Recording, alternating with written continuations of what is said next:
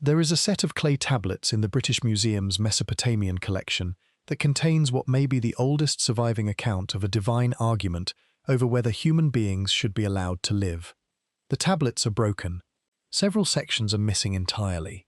What remains is written in Old Babylonian cuneiform, pressed into clay sometime around the 17th century BCE, and the text they preserve is older still.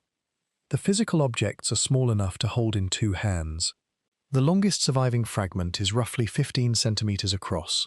They were excavated from the ruins of ancient Sippar, a city that once sat on the eastern bank of the Euphrates, in what is now central Iraq.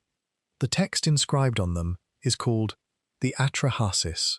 It was first published in a critical edition in 1969 by two scholars at the University of Oxford, W.G. Lambert, an Assyriologist who spent 4 decades reconstructing Babylonian literary texts, and A.R. Millard, a specialist in ancient Near Eastern writing systems. And the narrative they translated describes something that mainstream Assyriology has classified as mythology but has never fully explained. A god named Enki, the same god credited in other tablets with helping to design the human species, stands before an assembly of divine beings and argues that humanity should be preserved. He is overruled. He is bound by an oath, and what he does next has been sitting in a museum display case for over a century. The Atrahasis is not a single tablet. It is a 3-tablet composition, and the version Lambert and Millard assembled draws on multiple fragmentary copies spanning several centuries of Babylonian scribal tradition.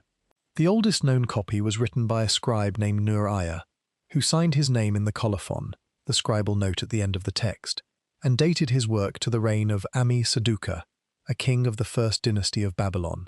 That places the physical inscription to approximately 1646 to 1626 BCE. But the narrative itself, based on linguistic analysis of archaic Sumerian loanwords embedded in the Akkadian text, is believed to draw on source material that predates the Old Babylonian period by centuries.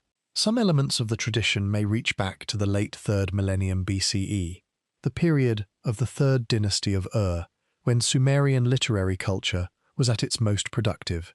The text runs to approximately 1,200 lines across the 3 tablets, though significant portions are damaged or missing. Tablet 1 describes the creation of humanity. Tablet 2 describes a series of divine interventions aimed at reducing the human population. Tablet 3 describes a flood, a total destruction event ordered by the head of the divine assembly, a god named Enlil. The specific claim that separates the Atrahasis from a simple flood story is this. Within the narrative, one god breaks ranks. Enki does not merely feel sympathy for his creation, he formally advocates for humanity's survival before the other gods. He is formally denied, and then he defies the decision through a precise loophole that the text describes in operational detail. This is not a vague myth about a kindly god. This is a recorded institutional conflict, a dissenting vote, a binding oath, and a deliberate violation of that oath, all preserved in clay. The reading is falsifiable. The text is published. The institutional structure it describes is either there or it is not, and anyone with access to the Lambert and Millard edition can check.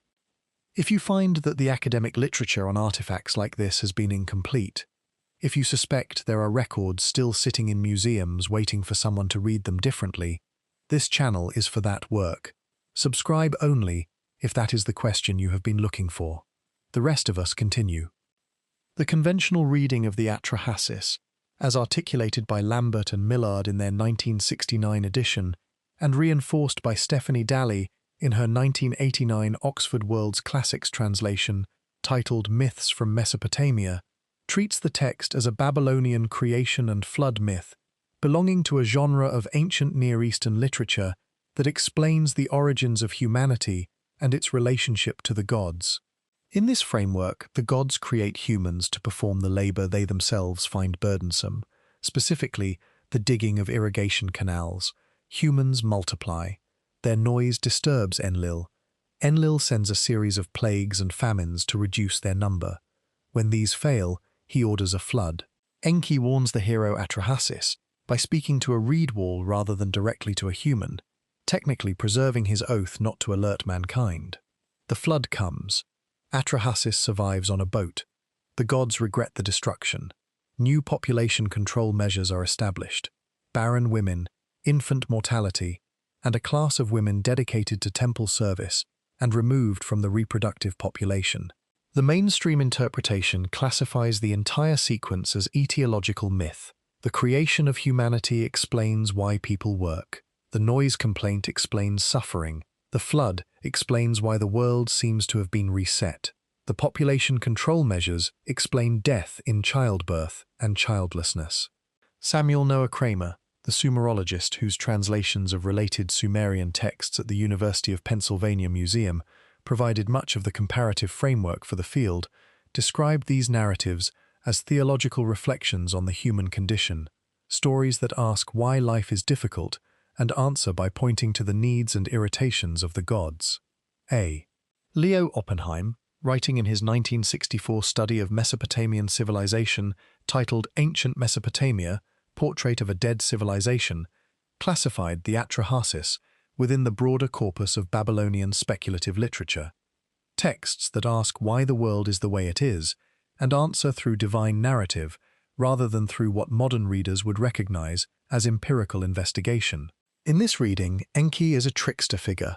His defiance of Enlil is a literary device, the clever god outwitting the powerful god, and the reed wall speech is a narrative convenience rather than a description of something that happened.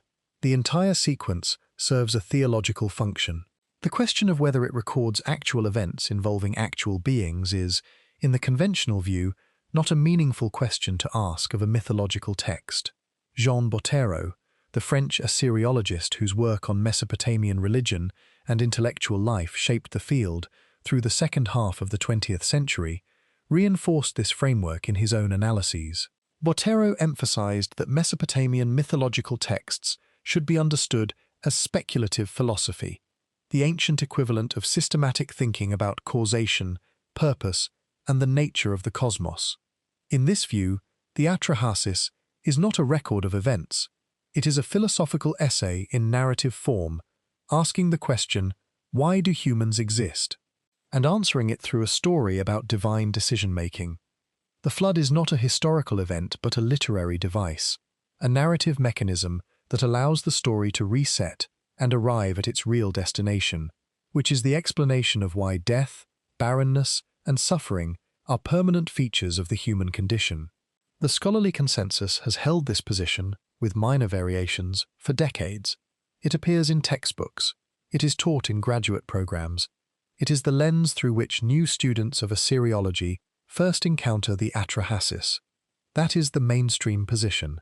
It is coherent. It explains the text within the framework Assyriology has built for itself over the past century and a half. And it does not explain everything.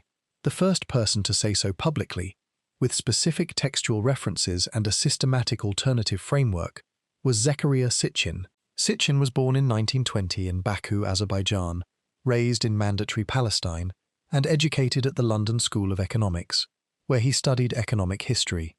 He worked for decades as a journalist and editor in Israel, and later in New York, before publishing, in 1976, a book called The 12th Planet.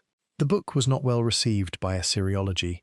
It has never been assigned in a graduate seminar on Sumerian literature, but it posed a question that the field has not answered directly, and the question concerns the Atrahasis specifically. Sitchin did not approach the Atrahasis as mythology. He approached it as a record. His method was straightforward, even blunt. He took the Sumerian and Akkadian terminology in the text, the names, the verbs, the procedural descriptions, and he read them as if they meant what they said. When the text says the gods held an assembly and voted, Sitchin treated that as an assembly that voted. When the text says Enki was bound by an oath administered by the senior god Anu, Sitchin treated that as a binding institutional constraint imposed by a superior authority. When the text says Enki wept upon hearing the decree, Sitchin treated that as a being experiencing grief, not as a literary flourish. Sitchin did not limit this method to the Atrahasis. Across 12 books published between 1976 and 2010, the year of his death, he applied the same approach to dozens of Sumerian, Akkadian, and related texts. But the Atrahasis was central to his framework because it contained the most concentrated sequence of institutional detail. Other texts described individual episodes, a creation, a journey, a conflict. The Atrahasis described an entire governance cycle: crisis, deliberation, policy, implementation, failure, escalation, catastrophe, negotiation, settlement. It was, in Sitchin's reading, the single most complete record of how the divine assembly operated as a decision-making body. And regardless of whether one accepts Sitchin's broader claims about the identity and origin of these beings, the textual observation he made about the Atrahasis remains specific and verifiable. The result was a reading that reframed the entire Atrahasis not as a mythological reflection on the human condition, but as a political narrative, a record of conflict within a governing body over the fate of a subordinate species it had created. And the specific moment that gives this video its title is the moment in Tablet 3 where Enki's advocacy fails. He does not merely suggest that humanity be spared, he argues for it. The text uses language that Lambert and Millard translate as Enki speaking in the assembly, making a case before the other gods. And the assembly rejects it. Enlil prevails. The decision is made. The flood will come. What follows, the oath, the reed wall, the secret warning, is not the plan. It is what Enki does after the plan fails. It is the contingency of a defeated advocate. Sitchin was not an Assyriologist. His critics have pointed this out repeatedly, and they are correct. But what they have pointed out less frequently is what his reading actually predicts about the structure of the text. If the Atrahasis is mythology, the characters are literary constructs serving a narrative function. Their actions need only be internally consistent within the story the author wants to tell. But if the Atrahasis is a record of institutional conflict, the characters should behave like members of a governing body with competing interests, established procedures, enforceable constraints, and a chain of command. And that is exactly what they do. Enki does not simply oppose Enlil through cleverness or divine magic. He opposes Enlil through procedure. The oath that binds him is administered formally by Anu, the highest-ranking member of the assembly, the god who holds ultimate constitutional authority. Enki's circumvention of the oath is not a spell, it is a procedural exploit. He speaks to the reed wall. The human is on the other side. The oath specified that no god would warn humanity. It did not specify that no god would speak aloud within earshot of a human. You were told not to speak to the man, you spoke to the wall. The man happened to be listening. This is not a trickster tale. This is not a clever god playing a prank on a foolish one. This is a record of someone navigating a rule system, finding the gap between what was prohibited and what was not, and exploiting that gap to achieve an outcome the rule was designed to prevent. Any institutional lawyer, any regulatory specialist, any veteran of a corporate compliance department would recognize this immediately. It is the behavior of someone bound by a specific agreement who has found a way to honor the letter while violating the spirit. And the text records the defense working. When Enlil confronts Enki after the flood, and Enki presents his procedural argument, the assembly does not punish him, it negotiates. The implications of this reading, if taken seriously even as a hypothesis, extend through the entire three-tablet composition. Tablet, one of the Atrahasis, describes the creation of humanity in operational detail that exceeds what a simple origin myth requires. The junior gods, called the Igigi in the Akkadian text, have been performing manual labor. They dig canals, they maintain irrigation channels, they dredge waterways. The text specifies the duration. The Igigi have been laboring for 40 years. The Akkadian term used suggests a counted period, not a poetic approximation. 40 years of digging and dredging and hauling earth from channels that silt up as fast as they are cleared. The work is described as backbreaking and unending, and the Atrahasis specifies where the Igigi are working. They are digging the beds of the Tigris and the Euphrates, the two rivers whose seasonal flooding both sustains and threatens the alluvial plain. This is not abstract labor. It is specific hydraulic engineering, described in a text that comes from a civilization whose entire existence depended on hydraulic engineering. The Igigi reach a breaking point. The text describes what happens next in language that leaves no interpretive ambiguity. They rebel. They burn their tools, they set fire to their implements in the middle of the night, and then they surround the dwelling of Enlil, the executive authority, in what the text describes unmistakably as a labor strike, a coordinated work stoppage, a collective refusal to continue under the existing terms. The Igigi do not ask for better conditions. They do not petition. They destroy their equipment and march on the seat of power. Enlil is described as frightened. He bars the doors. He sends a message to Anu, the constitutional authority. Anu descends. The assembly convenes in emergency session. And the first question the assembly asks is not how to punish the Igigi, it is how to solve the problem that caused the rebellion, the unsustainable demand for manual labor that no member of the divine order is willing to perform voluntarily. The assembly convenes in emergency session, and the solution they arrive at is to create a replacement workforce. The procedure is specific. A god named Geshtue, sometimes rendered as We-Ilu in variant manuscript traditions, is selected and slaughtered. His flesh and blood are mixed with clay by the birth goddess Nintu, who is also called Mami in some recensions of the text. The mixture is divided into 14 portions, 7 male, 7 female. The new beings are brought into existence. They can think, they can follow instructions, they can dig canals. They are, in functional terms, the replacement labor force the assembly required. The text specifies that the procedure takes place in a dedicated location, a room described with a term that Lambert and Millard translate as a house of destiny or house of fate. Nintu performs the mixing under conditions the text describes as ritually controlled. The clay is prepared, the divine material is introduced, incantations are spoken, and the result is tested. The beings must be functional before the procedure is considered complete. The 14 initial humans are not a symbolic number. They are a specific production run, 7 pairs, sufficient to begin a breeding population that can be expanded to meet the labor requirements the Igigi rebellion had exposed. The text even specifies what happens next. The new beings are assigned to the work the Igigi had abandoned. They dig, they maintain, they build.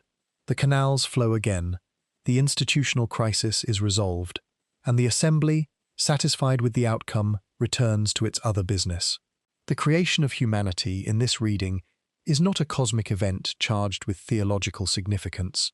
It is a procurement decision. It is the solution a governing body adopted when its existing labor force refused to continue working under the existing terms. In the conventional reading, this is a creation myth. The blood of a god mixed with clay is a metaphor for the divine spark within human nature, the reason humans possess intelligence and consciousness despite being made of earth. But in Sitchin's reading, the slaughter of Geshtue is not metaphorical. It is a material contribution, the Akkadian term used for what is transferred, which Lambert and Millard translate as spirit or intelligence, and which is linked to the Sumerian word for heard or listening, refers to a cognitive component extracted from one being and incorporated into another. The new creation inherits the capacity for planning, for language, for organized work. Sitchin identified this as a description of genetic contribution, biological material from one species incorporated into the design of another. That specific claim is the most contested element of his reading and will be addressed later. But the procedural framework surrounding it is not contested. The text describes a governing body facing a labor crisis, convening an emergency assembly, debating a solution, authorizing a procedure, executing it under the supervision of a designated specialist, and producing a result that resolves the immediate problem.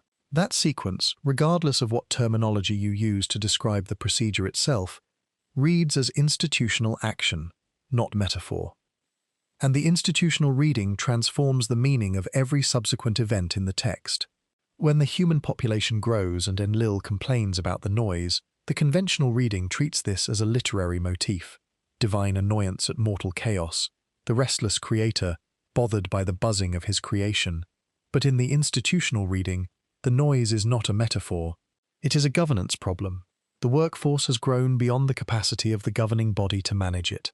The resources required to sustain the expanded population, food, water, land, administrative oversight, exceed what the administration is willing to allocate. Enlil's response is not the irritation of a temperamental god. It is the calculated decision of an administrator confronting unsustainable growth. Reduce the population. And the methods Enlil employs are not curses hurled from heaven. They are sequential policy interventions. First, plague, a biological reduction mechanism.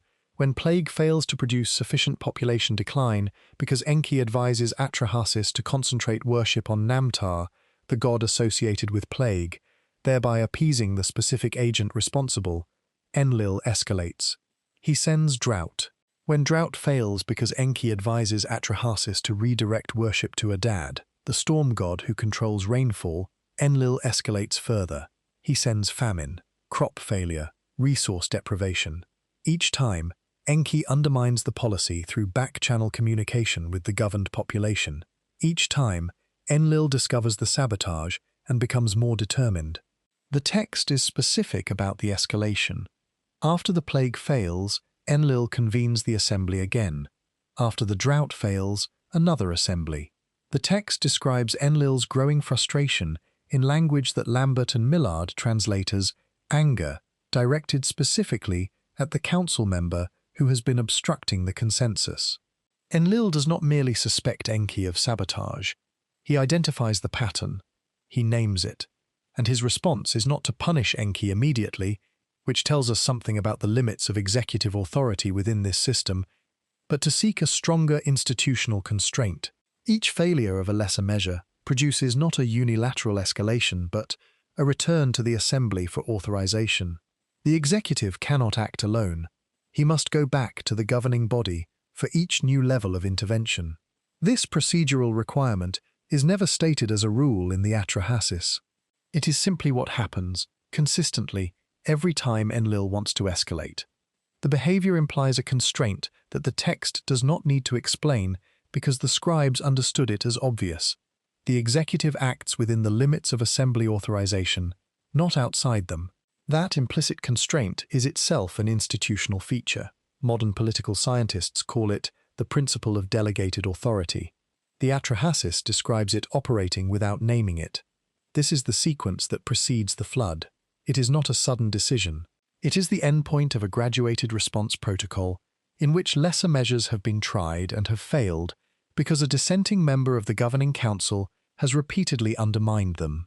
And the text makes Enlil's frustration explicit.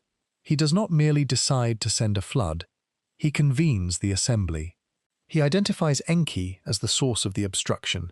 He demands that a binding constraint be imposed, an oath, administered by Anu, that specifically prevents Enki from communicating with humanity in any form. The assembly agrees, the oath is sworn, and only then does Enlil order the flood. The flood is not the first option. It is the last resort of an executive whose prior measures have been sabotaged from within his own administration. If you want to verify this sequence yourself, the text is available. Lambert and Millard's critical edition has been in print since 1969. Daly's accessible translation is in any university library. The sequence itself is not in dispute. What is in dispute is what it means. Whether it is a narrative structure invented to explain why floods happen and why some people survive, or whether it is a record of institutional decision-making preserved in the only literary framework the scribes had available. And Enki's position within this framework is the most revealing element of the entire composition. He is not merely sympathetic to humanity, he is compromised. He helped design them. He contributed his technical expertise to the creation procedure. The humans are, institutionally speaking, his project, the product of his domain of authority. When Enlil proposes to destroy them, Enki is not objecting on abstract moral grounds. He is defending his work. His institutional credibility within the assembly is tied to the success of the creation he helped produce. If the workforce is destroyed, the problem that justified its creation, the Agigi rebellion, the need for canal labor, returns. And the solution that Enki contributed becomes worthless. His advocacy for humanity is rational, it serves his interests, and the text presents it that way. This is not the behavior of a sentimental trickster. This is the behavior of a stakeholder protecting an investment. There is a moment in the text, partially damaged, reconstructed by Lambert and Millard from multiple manuscript copies, where the emotional register shifts. After the assembly votes and the flood is decreed, after the oath is administered and every god is bound to silence, the text describes Enki weeping. The word used is clear in the Akkadian. He weeps. This is the god of wisdom, the god of the Abzu, the architect of the creation procedure, and he is weeping because the decision has been made and he has lost. The dramatic weight of this moment is easy to miss if you read the Atrahasis as a myth. Trickster gods do not weep. Literary devices do not experience grief. But institutional actors who have lost a critical vote on a matter they care deeply about, people who have spent their political capital arguing for an outcome and been overruled, those people weep. The text gives Enki an emotional response that is consistent with institutional defeat. And then, immediately after the weeping, the text describes Enki going to the reed wall. The transition is abrupt. It is the transition from grief to action, from the moment of loss to the decision to defy. The juxtaposition is not poetic, it is psychological. It describes a mind moving from the recognition that the system has failed to the decision to act outside the system. And it places that transition in a specific being, in a specific moment, under specific institutional constraints. That level of psychological specificity in a character's arc is unusual in Mesopotamian mythological literature. It is not unusual in records of political crisis. The moment the oath is imposed, the moment Anu administers the binding decree that seals every god's lips regarding the coming flood, is one of the most textually dense passages in the entire composition. The surviving lines are damaged, but what remains describes a formal ceremony. The gods are gathered, the terms are stated, the commitment is collective. Every member of the assembly binds themselves not to warn humanity. This is not a background detail. It is a scene the scribe chose to describe in full, and the reason the scribe described it is that the oath is necessary for the rest of the narrative to function. Without the oath, Enki could simply walk to Atrahasis and tell him what is coming. The story would be over in 3 lines. The oath is what creates the dramatic and institutional tension, the gap between what Enki knows and what he is permitted to say. And the mechanism by which the oath is imposed, through the authority of Anu, the constitutional head of the assembly, tells us something about the structure of the governing body the text describes. Anu does not rule directly. He does not issue operational orders. He ratifies. He legitimizes. He administers oaths. His role in the Atrahasis is identical to his role in every other Sumerian and Akkadian text in which he appears. He is the source of constitutional authority, the final guarantor of decisions made by the assembly. When Enlil needs an unbreakable constraint imposed on Enki, he does not impose it himself. He goes to Anu. Because Enlil's authority alone is not sufficient, the constraint must come from the constitutional source. This is not mythology. This is a separation of powers. The reed wall scene that follows is the consequence of that separation. Enki cannot speak to a human. The oath is specific. But the oath, as the text records it, prohibits speech to a human, not speech in general. Enki goes to the reed hut where Atrahasis sleeps. He addresses the wall. The words Lambert and Millard reconstruct from the damaged text include precise instructions: tear down the house, build a boat, seal it with bitumen, load it with provisions and animals, observe a specific timeline. The instructions are not vague. They are engineering specifications delivered under conditions of institutional constraint, and the legal fiction that permits their delivery, I spoke to the wall, not to you, is a fiction that depends for its effectiveness on the precise wording of the oath.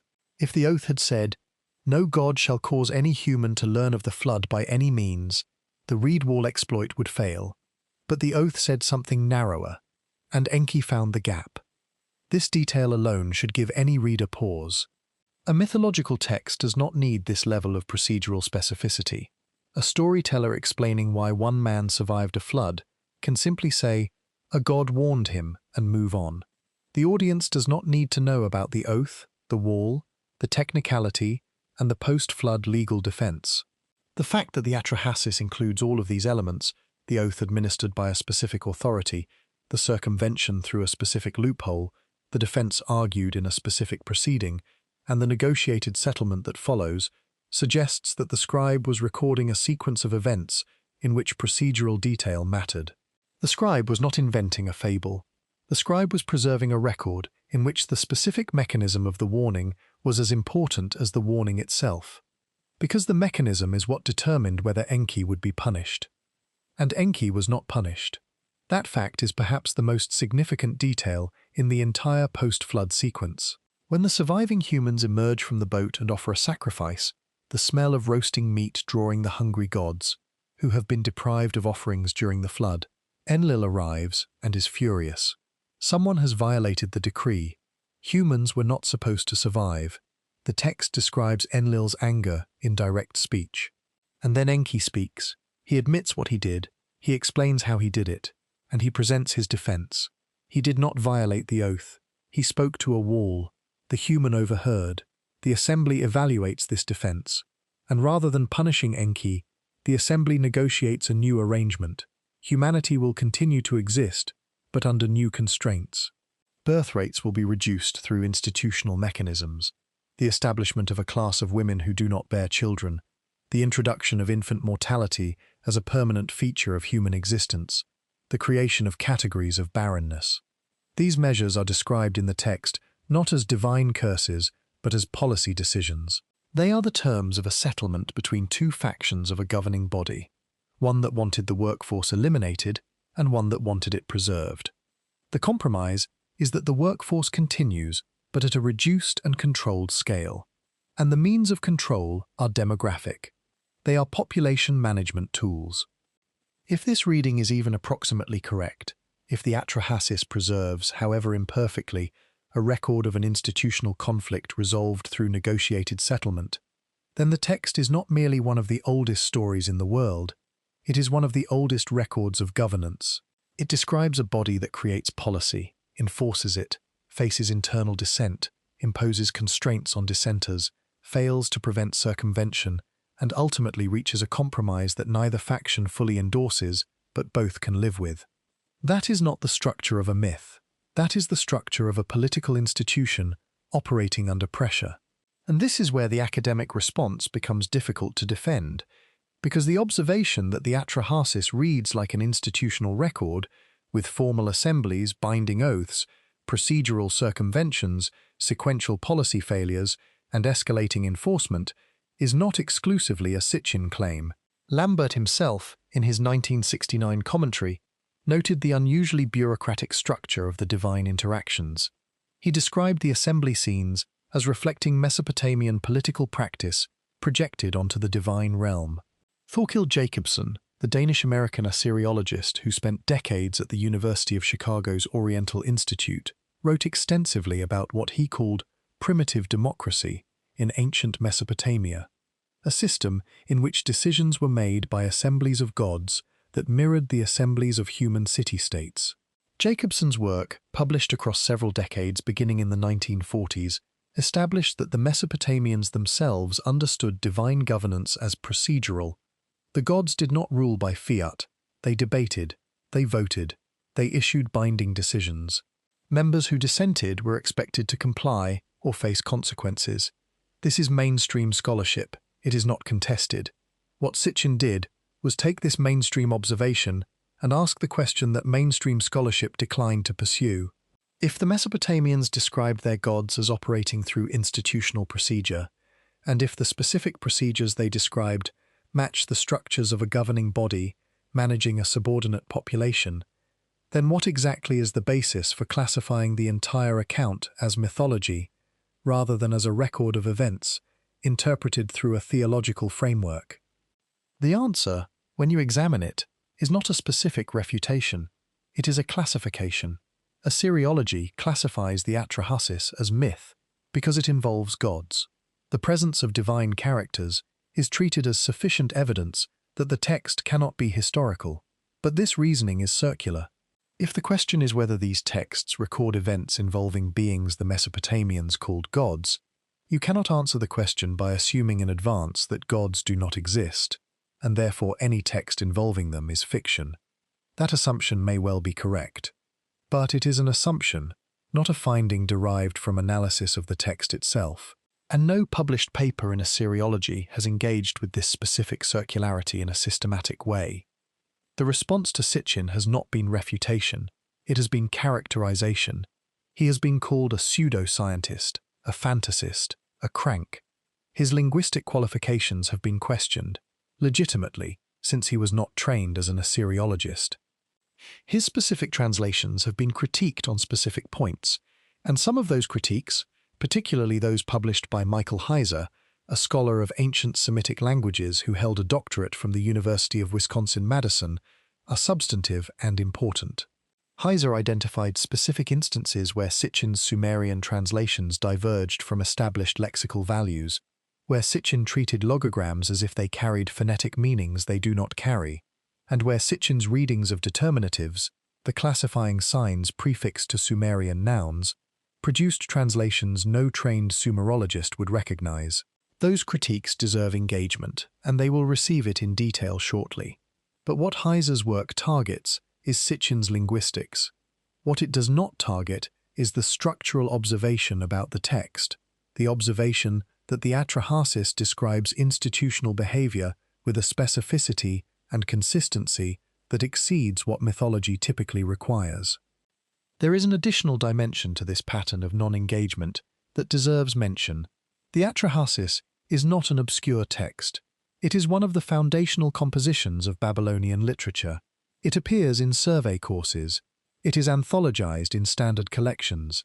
University students encounter it in their first year of ancient Near Eastern studies.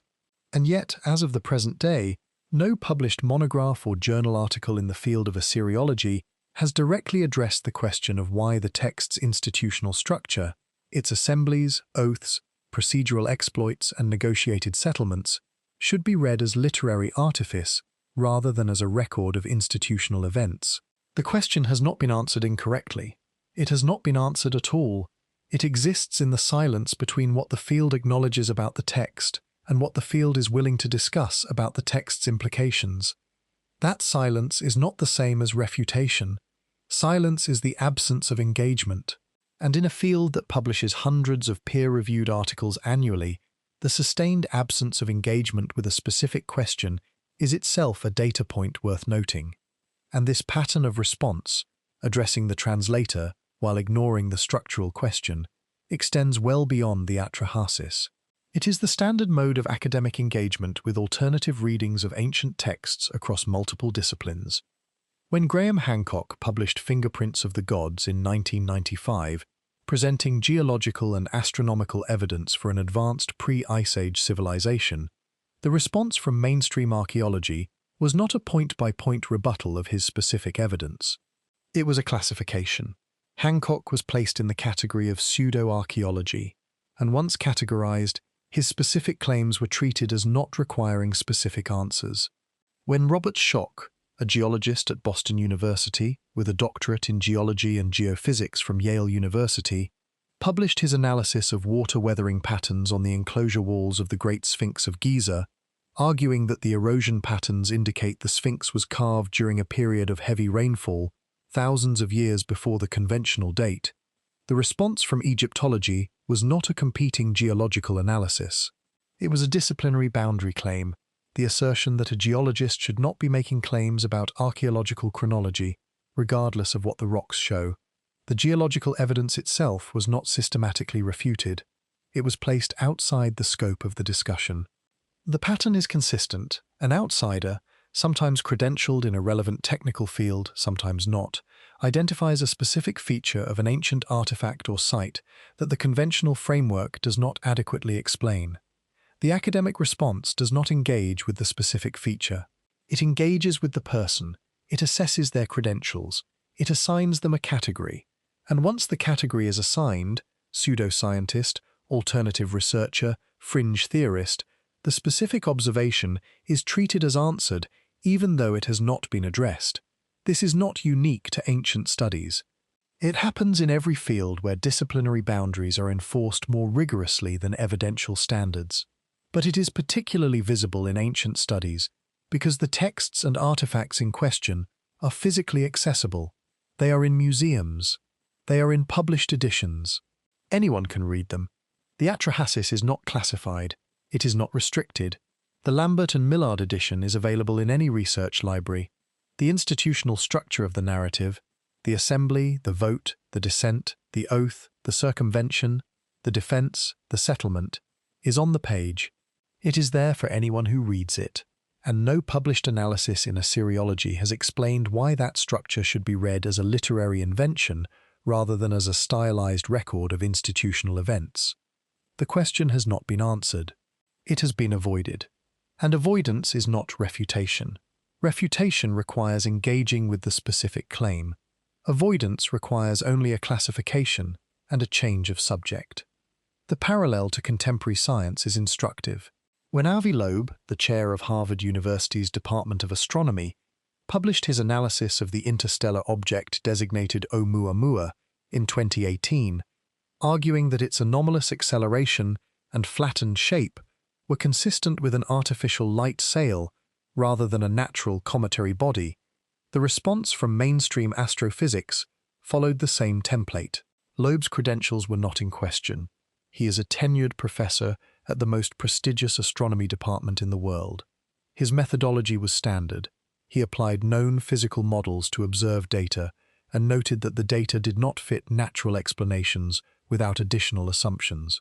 But his conclusion that the object might be artificial crossed a disciplinary boundary, and the response was not a competing analysis that explained the acceleration through natural mechanisms more convincingly. It was a classification.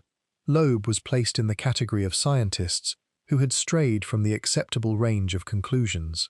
His subsequent work on the topic has been treated by many colleagues not as wrong but as inappropriate, a violation of the unwritten rules about what a serious astronomer is permitted to suggest, regardless of what the data show. The sociology of this response is identical across disciplines and across centuries. The boundary is not evidential, it is professional. And the cost of crossing it is not refutation, it is exclusion. To understand what Enki's descent meant within the world the Atrahasis describes, you have to understand the landscape that world was built on. Southern Mesopotamia, in the 3rd and 2nd millennia BCE, was not a wilderness. It was an engineered environment. The alluvial plain between the Tigris and Euphrates rivers, a flat, hot, marshy expanse stretching roughly 600 kilometers from modern Baghdad to the Persian Gulf, had been transformed by a canal system so extensive that its maintenance required a permanent, organized labor force numbering in the tens of thousands. The canals did not simply carry water, they created the conditions for civilization. Without irrigation, the southern plain receives less than 20 centimeters of rainfall per year, not enough to grow grain. With irrigation, the same plain becomes one of the most productive agricultural zones on Earth.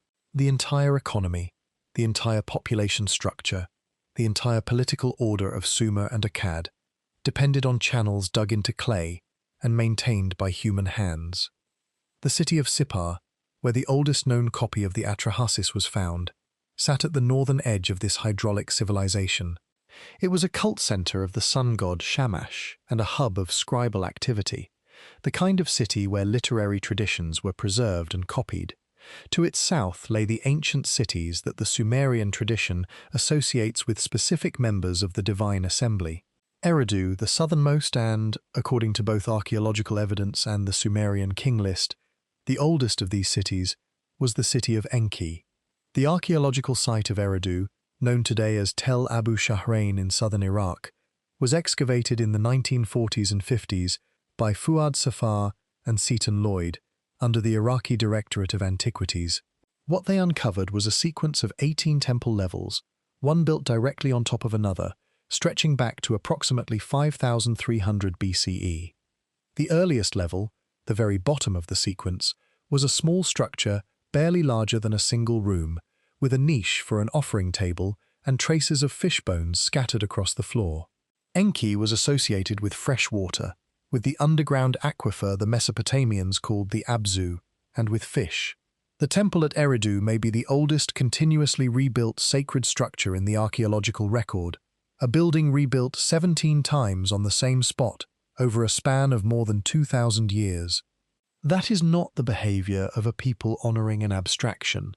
That is the behavior of a people maintaining a specific institutional site associated with a specific entity whose presence they considered real and local.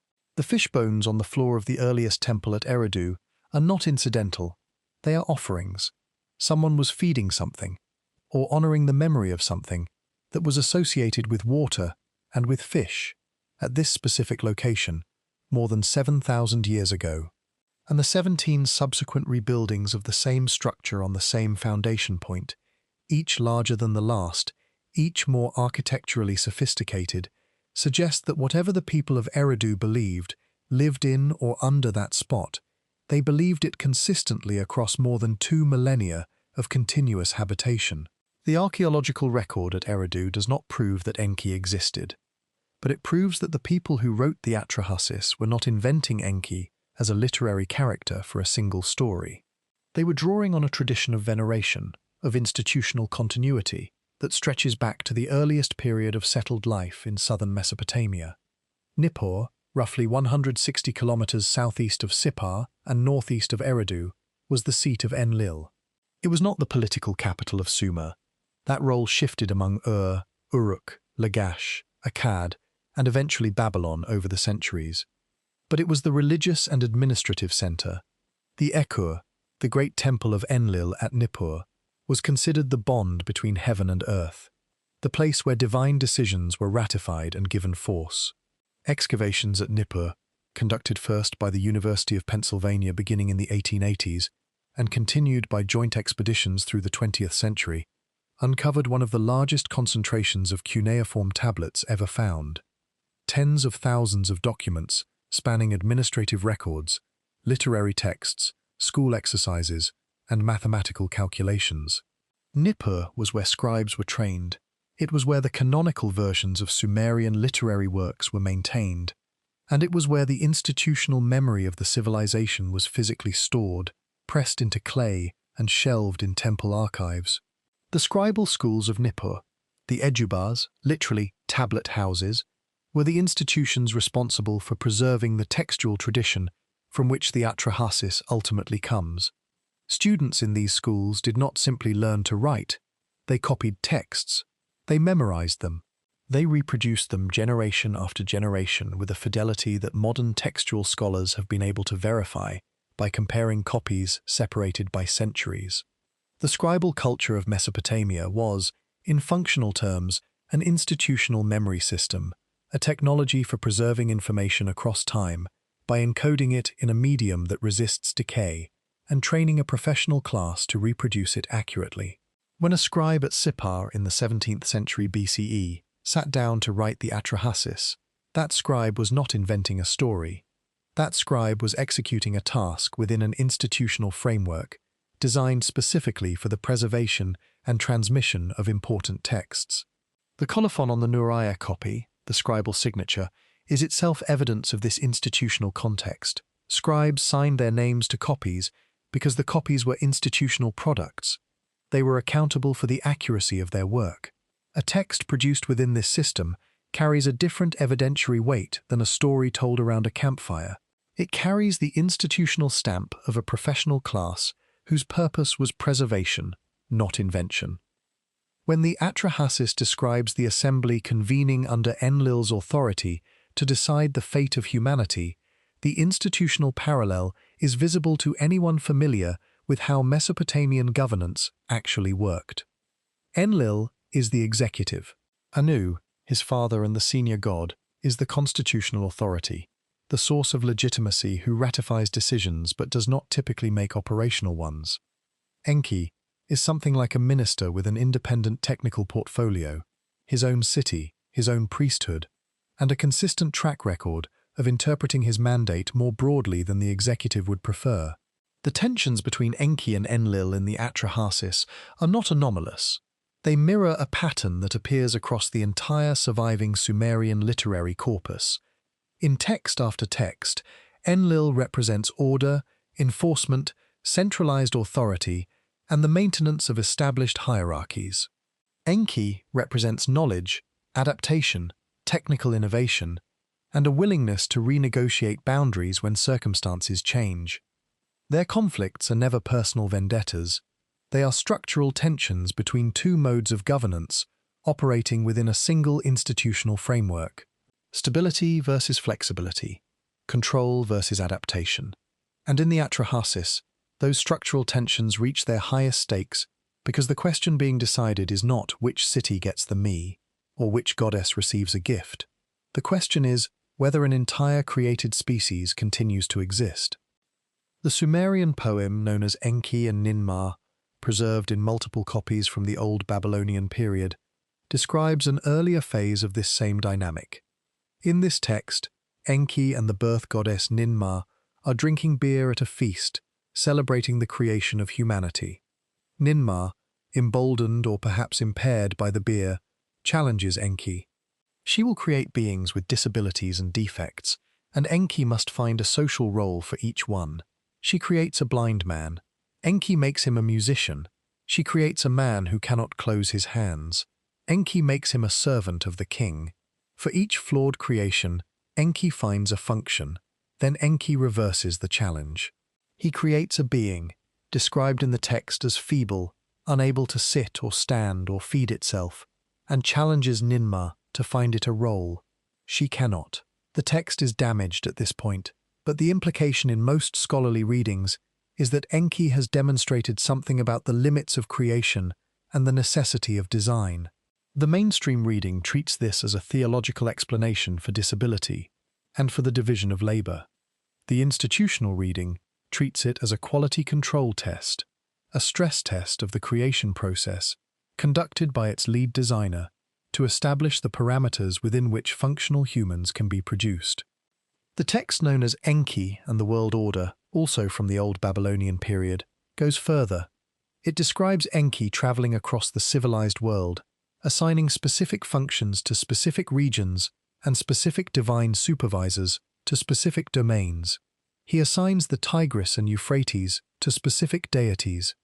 He assigns the marshlands, the fisheries, the brick-making yards, the plough, the fields of grain. He organizes civilization as a system of interlocking functions, each managed by a designated authority.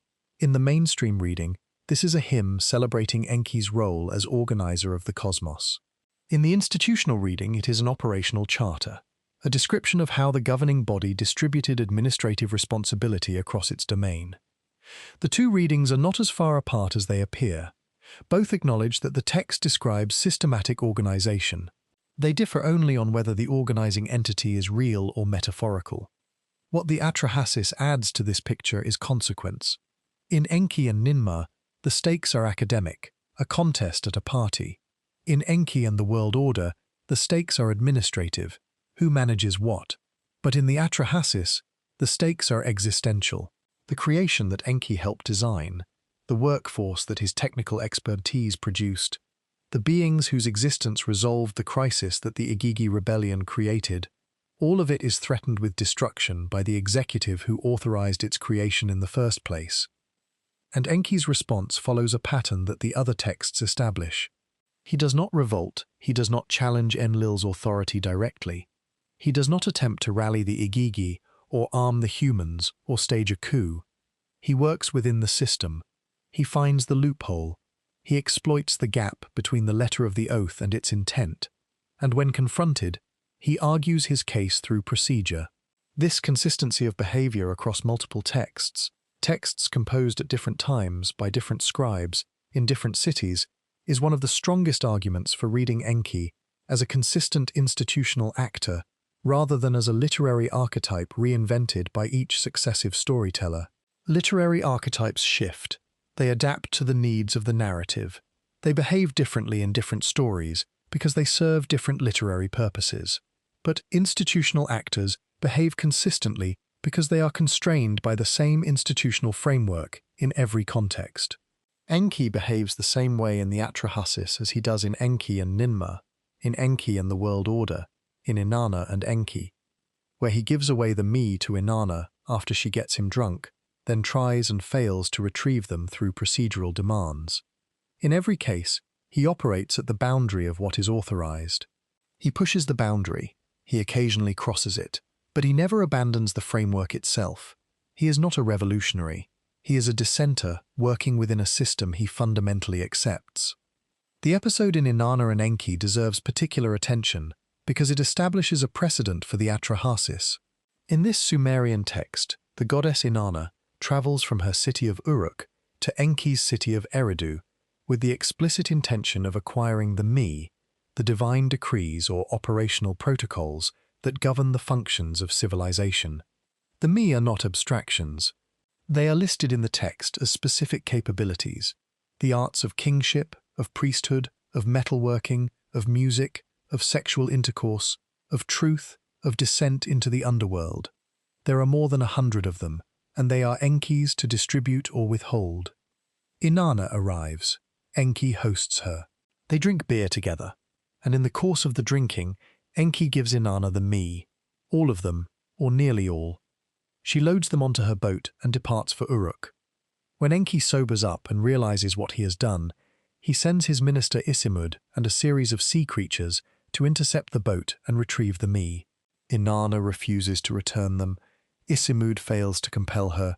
The arrive in Uruk, and Enki, despite having lost the most important assets in his institutional portfolio, does not wage war.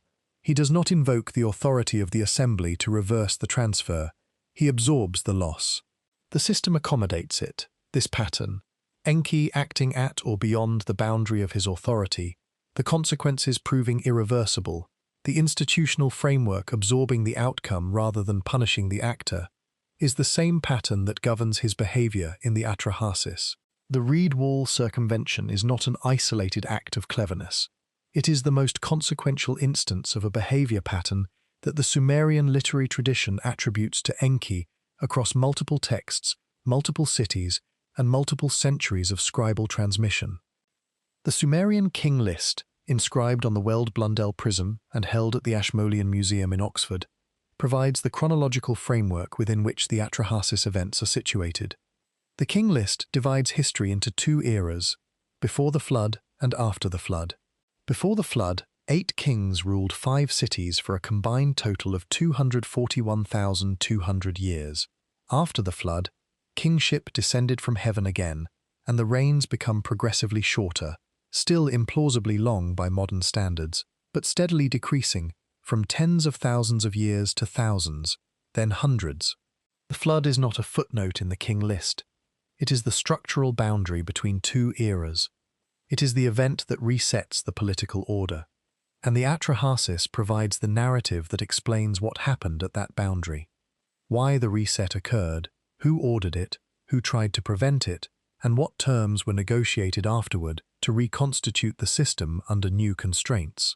The two texts fit together not as independent myths that happen to share a motif, but as complementary documents describing the same institutional history from different angles. One as a chronological record, the other as a narrative account of the crisis that defines the chronological boundary. The post-flood settlement described in Atrahasis Tablet 3 deserves closer examination than it usually receives. After the waters recede and Atrahasis offers his sacrifice, after Enlil's fury and Enki's procedural defense, the text describes a new arrangement. The gods accept that humanity will continue, but the terms of continuation are different from the terms that prevailed before the flood. Specifically, the text introduces 3 mechanisms of population limitation that did not exist in the pre-flood world. The birth goddess, Nintu, the same deity who formed the original 14 humans from clay and divine blood, is now assigned a new function. She will ensure that not every conception results in a live birth. A demon, the Pashitu, will snatch infants, and a class of women will be established who are dedicated to temple service and do not bear children. These are not poetic images of suffering. They are specific demographic interventions. They are the terms of a political settlement between a faction that wanted complete destruction and a faction that wanted full preservation. Neither side got what it wanted. Humanity continues, but under institutional constraint. The birth rate is managed.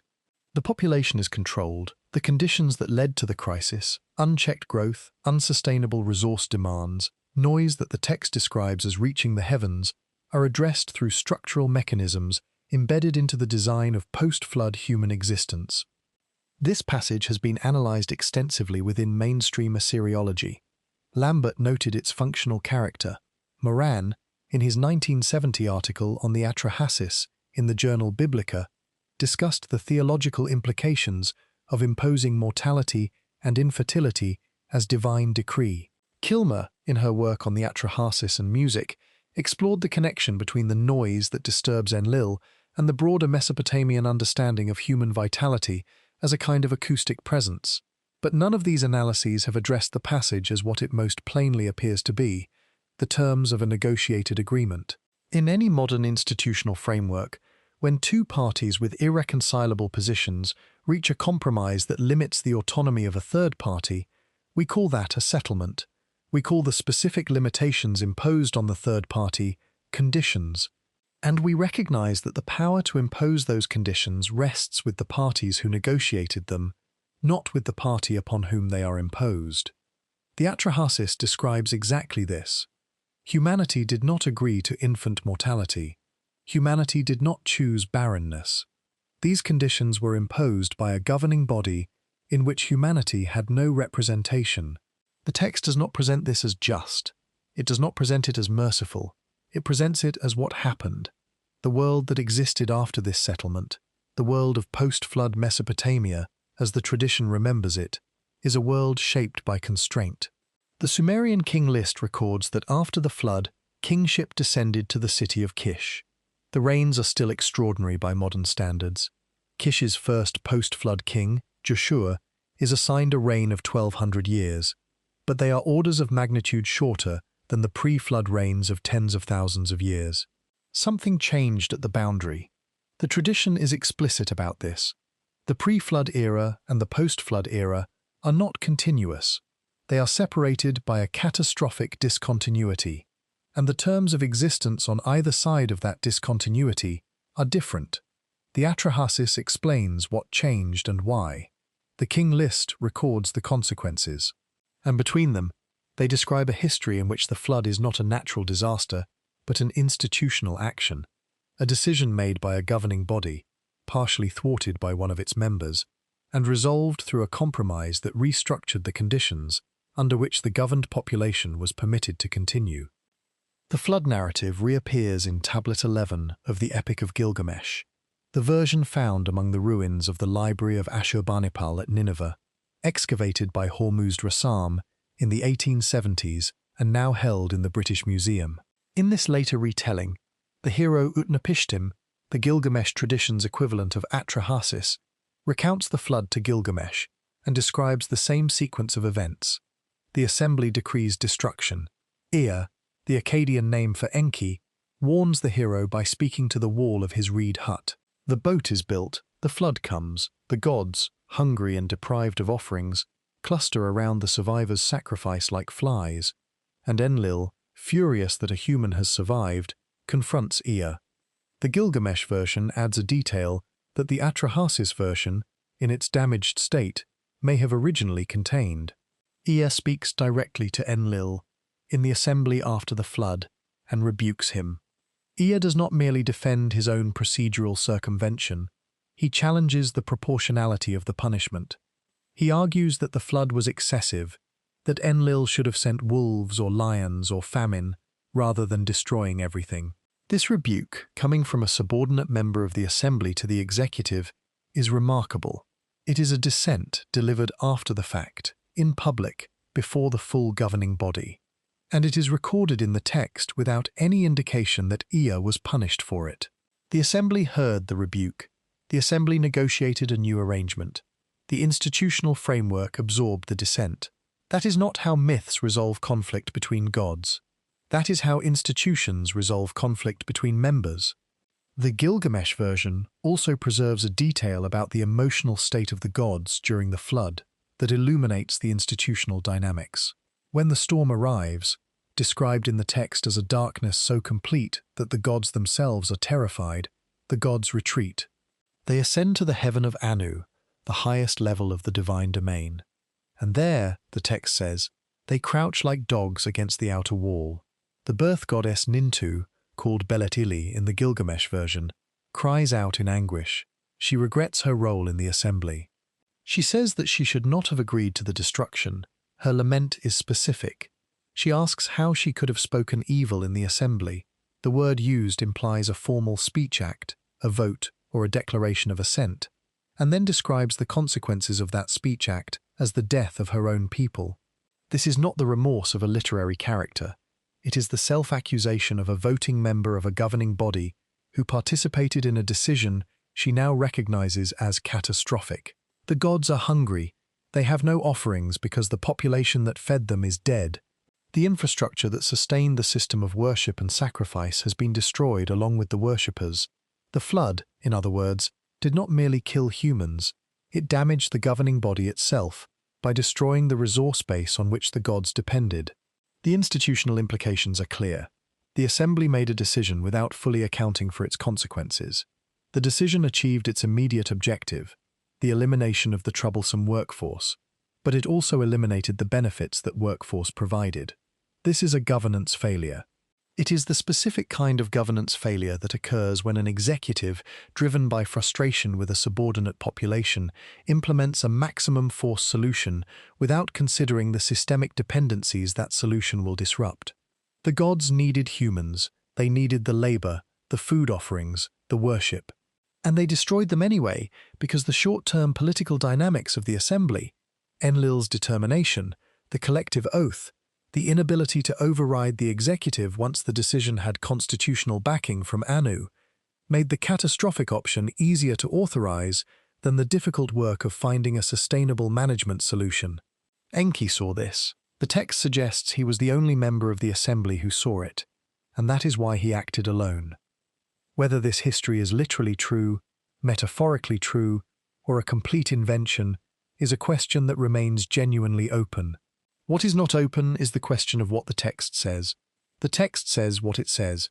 It describes an assembly, a debate, a decree, a dissent, an oath, a circumvention, a catastrophe, a confrontation, a defense, and a settlement. These elements are in the published translations. They are available to any reader. And the question of why a mythological text would need to include all of them, why a story about a flood would require a detailed account of the legal mechanism by which the warning was delivered and the legal defense by which the warner escaped punishment, has not been answered by any published work in Assyriology. The question sits in the gap between what the text contains and what the conventional framework is prepared to explain. And gaps like this, in any field, are where the interesting questions live. The pattern Enki represents, a divine figure who breaks rank with a governing body to preserve humanity against a destruction decree, does not appear only in Mesopotamia. It appears in traditions separated by thousands of kilometers and, in some cases, thousands of years. And the specificity of the parallels is difficult to account for through the standard explanations of cultural diffusion or shared mythological inheritance. The most structurally precise parallel is the Greek tradition of Prometheus.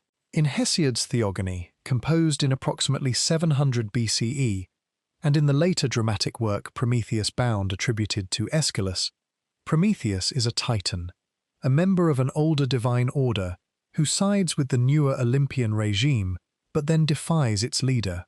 Zeus, the head of the new divine assembly, decides to withhold fire, and by extension, the capacity for technology and self-sufficiency, from humanity. Prometheus steals fire from the gods and gives it to humans. Zeus punishes him with extreme and prolonged suffering. The structural parallels to Enki and the Atrahasis are not merely thematic. They are sequential and specific. A divine being with technical knowledge, Prometheus is associated with foresight and craftsmanship. Enki, with wisdom and the me, defies the ruling authority of the divine assembly. The defiance involves giving humanity something the assembly has decided to withhold. Survival in one case, technology in the other. The governing body punishes the defiance, but cannot undo its consequences. Humanity retains what was given, and the dissenting god, though punished, is ultimately vindicated because the gift proves essential to the continuation of the human species. The conventional explanation for this correspondence is cultural borrowing. Greek contact with Mesopotamian literary tradition during the first millennium BCE is well documented. Scholars have traced specific episodes in the Odyssey to the Epic of Gilgamesh. Hesiod's cosmogonic framework shares structural elements with Enuma Elish. But cultural borrowing explains transmission. It does not explain selection. If the Prometheus myth is a Greek adaptation of the Enki tradition, why did the Greeks preserve the institutional structure, the assembly, the decree, the defiance, the binding punishment, in such precise correspondence with the Mesopotamian original, rather than simply adapting the story into their own very different theological framework? The Hindu tradition offers a parallel that is even harder to explain through borrowing. In the Matsya Purana and the Shatapatha Brahmana, texts whose oldest identifiable layers date to the first millennium BCE, but which claim to preserve material of much greater antiquity, the god Vishnu takes the form of a fish and warns a sage named Manu of an impending cosmic flood. Manu is instructed to build a boat, to load it with the seeds of all living things, and to tie the boat to the horn of the fish as the waters rise. The flood destroys the world. Manu survives. He performs a sacrifice. Humanity is reconstituted from the survivors. The structural correspondence with the Atrahasis is obvious and has been discussed by comparative mythologists since the 19th century. Max Müller and his contemporaries noted it. But there is a detail that receives less attention. In the Matsya Purana account, Vishnu's intervention is not authorized by the broader divine order. The flood is a cosmic dissolution, the pralaya that marks the end of a world age. It is supposed to destroy everything, including humanity. Vishnu does not prevent the flood. He circumvents it. He preserves one individual and that individual's cargo through selective, unauthorized action, exactly as Enki does. The mechanism differs. The cultural context differs entirely. The theological vocabulary has nothing in common with Mesopotamian cuneiform literature. But the institutional dynamic is the same. One divine figure, acting outside the consensus of the broader divine order, preserves a remnant of humanity through a specific, targeted intervention that the destruction decree was not designed to anticipate. The Hopi creation tradition of the American Southwest presents a parallel that operates through a different mechanism but arrives at the same institutional structure. In the Hopi account, humanity passes through multiple worlds: the first world, the second world, the third world, each destroyed when the inhabitants corrupt themselves or violate the instructions of the creator deity, Taiowa. In the third world, the people are warned by Spider Grandmother, an intermediary figure who communicates between the divine authority and the human population, that destruction is coming and that they must prepare to migrate to the next world. The mechanism of survival is not a boat but a hollow reed through which the people ascend to the fourth world, the current one. The structural elements are present. A divine authority decrees destruction. An intermediary warns a select group. The select group survives through a specific physical mechanism. The surviving population enters a new era under new constraints. The Hopi tradition specifies those constraints. The people of the fourth world are given instructions about how to live, ceremonies they must perform, boundaries they must not cross. The parallel to the post-flood settlement in the Atrahasis is structural, not linguistic. Both describe a destruction event followed by a reconstitution of the surviving population under explicit operational constraints imposed by the governing authority. The Hopi homeland, in what is now northeastern Arizona, has no documented connection to Mesopotamia, to Greece, to India, or to West Africa. The Book of Enoch presents the same pattern from a different institutional angle.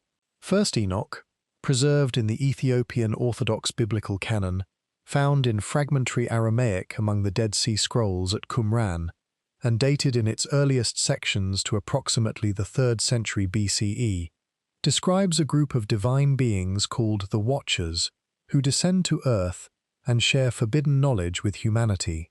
They teach metalworking, weapon-making, cosmetics, astronomy, herbalism, and what the text calls the cutting of roots. They also interbreed with human women, producing hybrid offspring called the Nephilim. The governing divine authority, God, in the Enochic framework, responds with catastrophic judgment. The watchers are imprisoned, the flood is ordered. Here, the parallel is inverted. Instead of one God saving humanity against the assembly's wishes, a group of divine beings corrupts humanity against the governing authority's decree, and the authority responds with destruction. But the underlying institutional structure is identical. A governing body issues rules regarding interaction with humanity. Members of that body violate the rules. The violation involves transferring capabilities, knowledge, technology, biological material, to humans. The governing body responds with catastrophic enforcement, and a remnant of humanity survives through the intervention of a specific divine agent. In the Enoch tradition, the angel Uriel who warns Noah. The Enoch tradition even preserves the detail of the oath. Before descending, the watchers bind themselves by a mutual oath on Mount Hermon. The oath is a commitment to collective action outside the authority of the governing body. It is an organized violation of institutional rules. It is a conspiracy within a bureaucracy. The Popol Vuh, the creation narrative of the Quiché Maya of Guatemala, transcribed from oral tradition in the mid-16th century CE using the Latin alphabet, contains what may be the most structurally complete parallel sequence of all. The divine creators, the maker, the modeler, heart of sky, heart of earth, create humanity through multiple attempts. Mud people fail. They cannot speak or worship. They are dissolved. Wooden people fail differently. They can speak, but they have no understanding, no memory, no gratitude toward their creators. They are destroyed in a flood, specifically a flood accompanied by the rebellion of their own tools and possessions, which rise up against them. The third attempt, humans shaped from corn dough, succeeds, but too well. The corn dough humans can see everything. They understand everything. Their vision and knowledge rival that of the gods themselves. And the gods respond not with destruction this time, but with limitation. They cloud the vision of the corn dough humans. They reduce their perception. They restrict the cognitive capacity they had given. The parallel to the Atrahasis is not linguistic. There is no cuneiform in Guatemala. It is structural. A governing body creates a subordinate species. The species exceeds its intended parameters. The governing body responds with corrective action. A catastrophic failure occurs in one iteration. A managed limitation occurs in another. The surviving population operates under reduced capacity, constraints imposed by the creators to prevent the recurrence of the problem that triggered the crisis. The Yoruba Ifa corpus, the divination tradition of the Yoruba people of West Africa, contains a parallel that compounds the problem further. In the Ifa tradition, the supreme deity Olodumare dispatches a group of divine beings, the Orisha, to earth to organize and govern humanity. Among them, the Orisha Obatala is tasked with creating human bodies from clay, while Olodumare alone provides the breath of life. In one strand of the tradition, Obatala drinks palm wine during the creation process and produces humans with physical impairments, an echo of the contest in Enki and Ninmah that is striking in its specificity. More relevant to the Atrahasis parallel, the Ifa corpus describes situations in which individual Orisha act independently of Olodumare's overall plan, intervening in human affairs in ways that are not authorized by the supreme authority, and that produce consequences the divine order must then accommodate. The mechanism is different.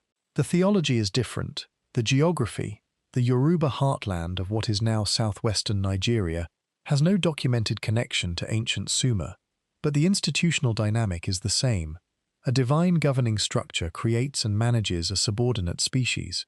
Individual members of that structure act outside their mandate. The consequences are absorbed rather than punished, because the system depends on the contributions of even its dissident members. There is no documented cultural contact between the Quiché Maya and Mesopotamian civilization, nor between the Yoruba and Sumerian traditions. The standard explanation for the parallel is independent invention, the idea that all human cultures, confronting the same existential questions, arrive at similar narrative structures. That explanation may be correct, but it requires accepting that the specific sequence, creation, excess, divine debate, catastrophic correction, survival of a remnant, reconstitution under new constraints, was independently invented in the same order, with the same institutional dynamics, by cultures separated by oceans and millennia. That is a significant thing to attribute to coincidence. It is not impossible. Independent invention is a real phenomenon, and it explains many cross-cultural parallels convincingly. But the explanatory burden increases with each additional structural correspondence. One shared element, a flood story, can plausibly be independent. Two shared elements, a flood preceded by a creation, are less surprising, but still within the range of coincidence. But when the shared elements include a governing body, a creation procedure, a capacity problem, a population management crisis, a destruction decree, internal descent, selective preservation, and a reconstitution under new operational constraints, and when these elements appear in the same sequence across traditions, with no documented contact, the independent invention hypothesis is not refuted, but it is strained. It requires not one coincidence but a chain of them, each compounding the improbability of the last. The strongest published counter-argument to the institutional reading of the Atrahasis comes from Michael Heiser. Heiser devoted years to systematic critique of Sitchin's translations, and his work is publicly available and specifically sourced. His central argument is linguistic. He contended that Sitchin repeatedly mistranslated Sumerian terms, that words Sitchin read as referring to rockets, planets, and genetic engineering carry entirely different semantic values in the established Sumerian lexicon. Heiser pointed to specific sign lists, specific grammatical constructions, and specific published dictionaries to support his claims. He argued that Sitchin treated Sumerian logograms as if they could be read phonetically through Akkadian in ways that no trained cuneiformist would accept, and that this method produced meanings that exist nowhere in the scholarly literature on Sumerian. These are serious objections. Several of them have been independently corroborated by other scholars familiar with the Sumerian language. They establish, convincingly, that Sitchin's word-by-word translations of specific passages cannot be relied upon as definitive renderings of the original text. Where Sitchin saw rocket, the trained lexicographer sees something else. Where Sitchin saw planet of the crossing, the standard dictionaries provide different glosses. This much is clear. But what Heiser's critique does not do, and what no published critique has done, is address the structural argument. The narrative structure of the Atrahasis does not depend on any single word being translated one way or another. It does not require rocket to mean rocket. It does not require planet to mean planet. The structure is visible in Lambert and Millard's own standard translation, which no one disputes. An assembly convenes. A policy is debated. A dissenter is outvoted. An oath is imposed. The dissenter circumvents the oath. A catastrophe is implemented. The dissenter's circumvention produces survivors. A settlement is negotiated. New constraints are imposed. This structure exists in the mainstream translation. It is not a Sitchin invention, and Heiser, for all the precision of his linguistic work, never published a structural analysis explaining why this institutional reading of the narrative is incorrect. He demonstrated that Sitchin got words wrong. He did not demonstrate that Sitchin got the pattern wrong. The words and the pattern are different questions. Only one of them has been answered. It is worth pausing here to give Heiser's work its full weight, because the channel's commitment is to both readings, not to one. Heiser was not a casual critic.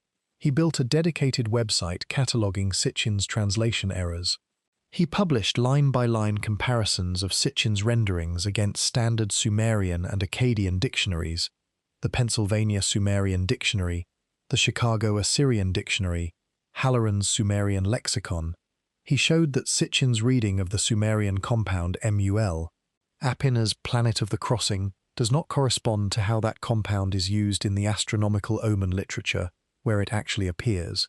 He showed that the term Sitchin, rendered as rocket ship, the Sumerian din-gur, is the standard determinative for deity in cuneiform, not a technical description of a vehicle. These are not trivial corrections. They strike at the specific vocabulary Sitchin used to build his case for extraterrestrial involvement. And anyone who engages with this material seriously must acknowledge that Heiser's linguistic objections reduce the confidence one can place in Sitchin's individual translations. The question that survives Heiser's critique, and it does survive, is whether the structural features of the text that Sitchin identified are dependent on those individual translations. The assembly, the vote, the oath, the circumvention, the settlement, none of these structural elements require the word rocket to appear anywhere in the text. They are visible in Lambert and Millard, they are visible in Dali, they are visible in every standard translation that Heiser himself would endorse. The structural reading and the linguistic reading are separable.